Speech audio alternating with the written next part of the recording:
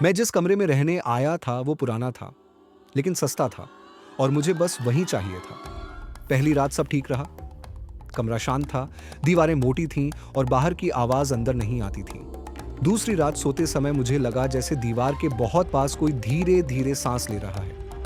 मैंने करवट बदली, आवाज बंद हो गई। मैंने खुद को समझाया, पुराना घर है, हवा होगी।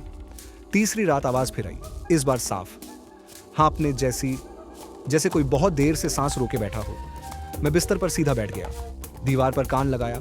सांस दीवार के अंदर से आ रही थी। मेरी रीढ़ में ठंड दौड़ गई। अगली सुबह मैंने मकान मालिक से पूछा, इस कमरे की दीवार के पीछे क्या है?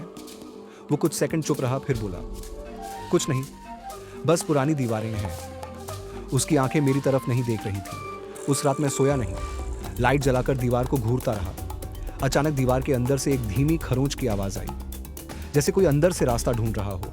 फिर सांसें तेज हो गईं और उसी समय मेरे कान के पास दीवार से आवाज आई, अब मेरी बारी है बाहर आने की। मेरे गले से आवाज नहीं निकली, पैर जैसे जमीन में जम गए। तभी दीवार पर एक हल्का सा उभार दिखा, फिर दूसरा, फिर एक हाथ की शक्ल। मैं पीछे हटा, दिल फटने को था। अचानक सब शांत हो गया। सुबह कमरा बिल्कुल सामान्य था, दीवार साफ, कोई निशान नहीं। मैंने राहत की सांस ली और सामान समेटने लगा। तभी मेरी नज़र दीवार पर लगी पुरानी पेंट की परत पर पड़ी। उसके नीचे किसी ने खुरच कर कुछ लिखा था, जो सांस सुनता है वो अगला होता है।